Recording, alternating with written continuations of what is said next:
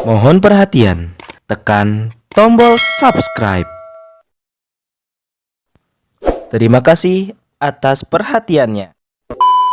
MK ini juga tidak taat hukum. Yang masalah Gibrannya tidak memenuhi syarat untuk menjadi cawapres. Kalau ini enggak, bubarin aja MK. Bagaimana kalau ada MK kayak begini? Itu yang disebut dengan penyelundupan hukum.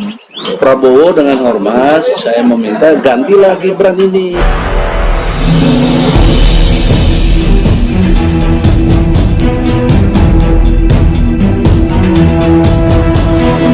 Saya Yasin Muhammad, driver online Depok.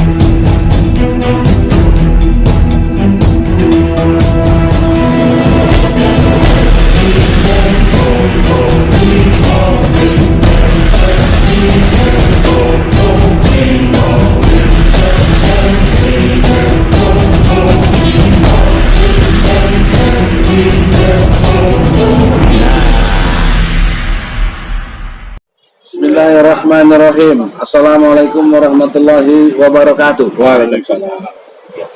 Kami dari TPUA, Tim Pembela Ulama dan Aktivis.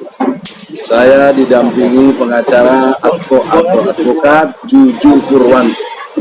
Saya sendiri Egy Suja. Saudara-saudara, dalam kesempatan ini ada satu gagasan hukum, pemikiran hukum yang sangat diabaikan, yaitu peristiwa MK yang berkait Undang-Undang Nomor 48 Tahun 2009 Pasal 17, mulai dari ayat 3, 4, 5, 6, 7. Hal yang dilompatinya oleh Hakim MK dan juga oleh Jimli Asidiki sebagai MK-MK, ya, persoalan seriusnya satu dulu. Jimli itu kan posisinya DPD. Masa anggota DPD sebagai posisi legislatif bisa berpindah peran jadi yudikatif? Masih ketua MK ini sih Ya, di KP ketua juga di KPP. Nah, oleh karena itu dengan hormat itu dulu mesti diselesaikan.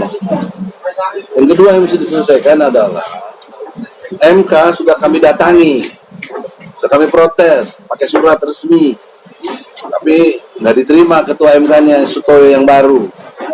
Janji katanya seminggu mau ada jawaban, sampai sekarang belum ada jawaban. Udah masuk 2 minggu bang ya. Enggak, baru seminggu. Ya, jadi lewat podcast ini teman-teman semua tolong diviralkan bahwa MK ini juga tidak taat hukum. Kenapa masyarakat datang nggak diterima? Oke, kita diterima stafnya, kita ikuti. Tapi setelah itu kan stafnya janji mau ditemuin sama ketua MK-nya. Sampai sekarang nggak ada panggilan buat kita. Nah, poin pentingnya adalah kita minta putusan nomor 90 dari MK itu dinyatakan tidak sah. Nah, itu penting itu. Ini nggak ada unsur kebencian. Saya sangat baik. Saya hormat dengan Pak Prabowo. Ya. Bahkan saya pernah lawyer beliau. Ini nggak ada urusan dengan Prabowo. Prabowo udah the best lah. Ya, nggak ada masalah. Yang masalah Gibrannya gitu. Jangan salah paham. Yang masalah Gibrannya tidak memenuhi syarat untuk menjadi cawapres karena kaitannya dengan kapasitas umur yang masih 36 kalau tidak salah, ya. Dia harusnya kan memenuhi syarat yang 40. Lalu karena pamannya Usman itu yang memegang MK, dirubahlah frasanya yang tadinya sudah titik, umur 40 itu titik, dibikin koma. Ada kelanjutannya. Itu namanya frasa baru, itu namanya norma baru yang tidak dibenarkan. Emang bisa MK bang? Yang tidak Rasa bisa. baru nggak bisa. Sangat tidak bisa. Yang berhak membuat norma namanya Presiden dan DPR. Nah, ini mesti ngerti nih. Nah, sekarang ada jalan keluar karena ini tidak sah, ini tidak benar. Jalan keluarnya menurut pasal 17 ayat 7 Undang-Undang Nomor 48 Tahun 2009 tentang kekuasaan kehakiman, maka kasus tersebut, perkara tersebut disidang ulang. dengan komposisi hakim yang berbeda. Kan sudah berbeda, sudah diganti. Gitu.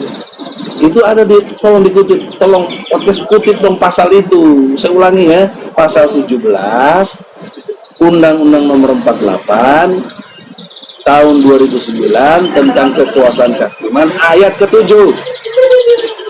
Oleh karena itu, pertanyaan seriusnya, dan ini juga sudah saya tanyakan, apakah MK tidak tunduk dengan undang-undang pokok kehakiman ini? Jawabnya waktu itu dari stafnya namanya Ibu Mutia, ya pasti tunduk katanya. Nah kalau betul MK tunduk kepada undang-undang kekuasaan kehakiman, ya sidang ulang dong. Jangan terus bisa si Gibran cawapres melanglang buana ke sana kemari, melaju istilahnya, bahkan udah dapat nomor. Ya itu sekali lagi tidak ada maksud kebencian apapun, tapi ini penegakan ilmu hukum. Ya, kalau ini enggak, ya bubarin aja MK. Bagaimana kalau ada MK kayak begini? Ya, kok nggak membuat rakyat bahagia, rakyat ini suasana pemilu, ini suasana pilpres, ini suasana pesta demokrasi katanya. Kalau pesta itu semuanya harus everybody happy. Jangan dia happy bisa jadi cawapres, kita kagak karena nggak sesuai dengan hukum. Mana ada jadi pesta demokrasi gitu. Nah oleh karena itulah barangkali ditambahkan oleh advokat Juju Purwanto. Silakan. Assalamualaikum warahmatullahi wabarakatuh. Terima kasih Bang Egy yang saya hormati dan saya sayangi pastinya. Amin ya Allah, sama-sama. Jadi seperti apa yang sudah diungkapkan Bang Egy, kenapa seolah-olah hakim MK ini cicing wae? Ya kan karena persoalan pencalonan cawapres Gibran itu. Ya, karena mereka tadi sudah yakin, sudah pasti Bang, dengan keputusan MK yang dipimpin oleh Profesor Jimli itu sudah mempunyai kekuatan hukum tetap, tidak bisa dicopot lagi katanya, tidak ada banding-bandingan lagi. Namun betul hasilnya, itu yang harus kita ikuti kata dia, kata mereka. Karena kalau Bang Egy tadi menyitir atau menyinggung soal etika profesi hakim dikaitkan ke undang-undang pokok kekuasaan kehakiman Bang ya, Iya. itu hakim MK pun beberapa atau ahli hukum juga mengatakan bahwa itu katanya tidak berlaku untuk kode etik majelis hakim di MK Bang. Karena apa? Karena dia tidak terikat dengan undang-undang pokok kekuasaan kehakiman. Alasan tidak terikat? Tidak terikat karena itu memang itu khusus diperuntukkan hanya untuk bagi hakim di luar hakim MK. Kenapa? Karena hakim MK katanya sudah mempunyai kode etik sendiri. Jadi dia terikat pada kode etiknya sendiri oleh MK. Katanya begitu. Sehingga mereka cicing wae Bang terhadap keputusan Saudara Gibran tadi itu. Nah, oleh karenanya keputusan MK itu yang dimana memuluskan Saudara Gibran untuk menjadi salah satu calon presiden. Ini kan banyak polemik ya, banyak pertentangan, banyak penolakan Bang dari berbagai lapisan masyarakat. Nah hukum itu kan Abang tadi bilang, hukum itu semestinya apa kan? Untuk kepastian, untuk keadilan, manfaat hukum dan keadilan. Nah kalau itu tidak dicapai, jadi fungsi Mahkamah Konstitusi dan termasuk keputusannya, begitu untuk apa? Kalau akhirnya jadi antar masyarakat ribut soal itu. Akhirnya seperti itu Bang. Sekarang saya jawab. Ya. Yang pertama, konsep tidak tahu diri terjadi pada Usman. Kenapa? Karena di pasal 17 ayat 3, 4 dan 5 itu jelas menerangkan bila terjadi benturan kepentingan yang berkait dengan hubungan keluarga sampai semendak istilahnya. Maka hakim atau panitera di situ harus mengundurkan diri. Apa itu masuknya di situ sebelumnya? Itu kan awalnya dihindari oleh awalnya Usman tahu diri ini nggak mau dia nangani kasus ini itu. Coba dihindari, padahal itu jelas-jelas disebutkan Rasul. Makanya dia nggak mau turut ini kan, dia kejebak di pasal 6-nya. Pasal 6-nya mengatakan bila sidang jalan terus dan diputus maka putusannya tidak sah. Itu logika hukumnya. Itu fakta tuh. Nah, ketiga, karena tidak sah mesti sidang ulang. Itu ayat 7-nya gitu. Pribadi supaya ngerti. Nah sekarang pengertian final and binding. Final itu udah terakhir lah, udah final. banding itu sudah ditetapkan, nggak bisa lagi dipindah-pindah atau apa, udah pasti. Iya. Ya. Itu kalau putusan MK-nya benar. Kalau putusan MK-nya benar, boleh final and binding. Kan sudah jelas gak benar. Iya. Dari mana tahu gak benar? Dipecat si Usman. Jadi Kalau MK istilah hukum ada nih bang, garbage in, garbage out. Ya, Kalau itu. masuknya sampah, keluar sampah. Ini sampah bang, atau bang?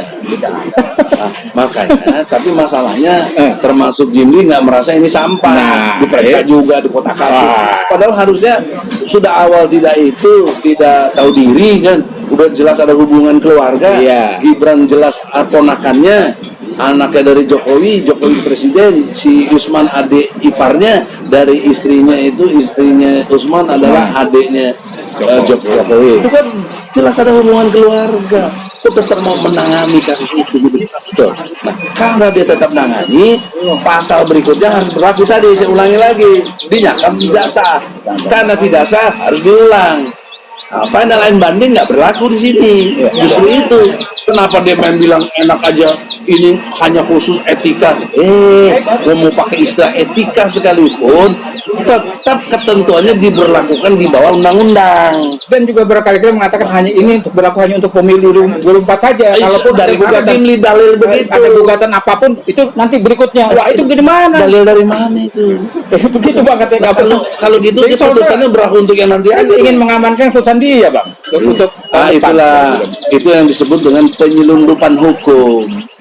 Jadi tidak mengurangi hormat ya, saudara Jimli ya, kita kan berteman juga, tahu lah kita dari zaman dulu, apalagi zaman di XP ya. Oleh karena itu janganlah menyelundupkan hukum. Ngapain tuh bikin aturan gitu? Nggak bisa bikin aturan seenaknya aja. Yang bikin aturan tuh presiden dan DPR, bukan juga DPD. DPD nggak punya hak bikin hukum, dia menginduk untuk itu ke MPR karena dia juga anggota MPR. Yang bisa bikin hukum itu cuma DPR dan presiden. Undang-undang konstitusinya begitu. Konstitusi, kok bikin aturan sendiri seenaknya aja. Jadi poinnya dua, satu final and banding justru nggak berlaku di sini. Kenapa? Karena putusan MK-nya nggak benar. Apa bukti nggak benar? Si Usman dipecat. Gitu ya. Yang kedua, kaitannya tidak berlaku undang-undang pokok kehakiman. Dari mana logika hukumnya? Karena kalau dia berlakukan etika punya sendiri MK, ketentuan itu pun walaupun ada di bawah undang-undang. Nggak boleh. Harus ngerti dong hierarki hukum. Pancasila, UUD 45, kemudian TAK MPR, kemudian undang-undang, kemudian baru Kepres, Impres semua. Permen dan lain sebagainya, masa nggak ngerti hierarki hukum ya? Itu kan blow on menurut saya. Ya, oleh karena itu everybody, bagi yang punya kesadaran, nah ini penting kesadaran hukum ini ya, tolong dengan hormat ya. Kalau mau ke depan hasil presiden ini baik, ikutilah awalnya yang baik. Kalau awalnya sudah tidak baik, hasilnya tidak baik. Masa kita mau mengulangi hasil pemilu nggak baik lagi dengan 5 tahun yang lalu bang? Itu berarti Ulang kita lagi. bangsa yang nggak pernah belajar. Kapan kita mau baiknya Dari ketololan sebagai bangsa kebodohan ini? kita dulu. Kira-kira begitu. Jadi itu poin pentingnya, semoga didengar. Dan mungkin nanti dengan kasus ini, gagasan ini, ada seseorang atau siapa nanti yang mau lapor ke Bawaslu, kenapa KPU menerima. Nah ini, padahal peraturan PKPU-nya belum berubah, masih mengacu yang lama, masih mengacu ke umur yang 40 tahun, bukan yang sekarang. Nah, kenapa KPU nerima? Bawaslu dong. Nah, ini kita lagi di Bawaslu nih. Bawaslu ini. Ya. Oleh karena itu Bawaslu, Anda ini bukan delik aduan, ini jelas ada pidana yang jelas, dan ini hukumnya formil dan Anda yang menangani karena Anda Bawaslu, badan pengawas ya bagi KPU ya untuk pemilu ini. Saya kira demikian. Kalau nggak ngerti hukum juga, aduh sedih dari bangsa kita ini. Satu deh, untuk Apa pertanyaannya? kira-kira dengan ada sidang ulang tadi, kira-kira saya cuma pengen gongnya aja, berarti si Gibran bisa batal ya, atau bisa harus mundur? Harus, itu konsekuensi hukum. Jika MK melakukan sidang ulang udah pasti batal. Nggak mungkin enggak, karena sudah dinyatakan di pasal 6-nya, ayat 6, pasal 17 ayat 6. Kenapa dibatalkan? Karena melaksanakan pelanggaran pasal 17 ayat 3 dan 4 dan 5. Gitu. Berkonsekuensi hukum namanya itu. Harus batal demi hukum. Nah, sidang ulang itu ya untuk mendrop. Nah, silakan. Nah, disinilah Prabowo dengan hormat saya meminta gantilah Gibran ini. Ini masalahnya Prabowo-nya kepengen Gibrannya juga. Itu soalnya. Kenapa dia mau itu saya paham. Karena dia pengen dapat dukungan Jokowi gitu. Tapi di sisi lain jangan lupa ini bertabrakan dengan PDIP. Masa PDIP satu partai loh, ingat loh. Kasih 2 calonnya. Satu Ganjar, satu Gibran. Nggak boleh juga menang pemilu. Melanggar konstitusi. Melanggar konstitusi. Nah, kenapa Ibu Mega diam aja coba? Bener dong. Kok si Bobi dipecat? Kok si Sujatmiko dipecat? Kok Gibran enggak? Joko enggak. Itu pertanyaan. Jadi janganlah penegakan hukum ini tidak benar, tidak sesuai dengan hukum. Nah, bagi yang tidak setuju, jangan ngamuk-ngamuk, bikin podcast lagi, bantah pendapat kita. Namanya cover both side. Nah, ini bikin ngamuk-ngamuk, lapor polisi, pale lu pitak lu. Itu.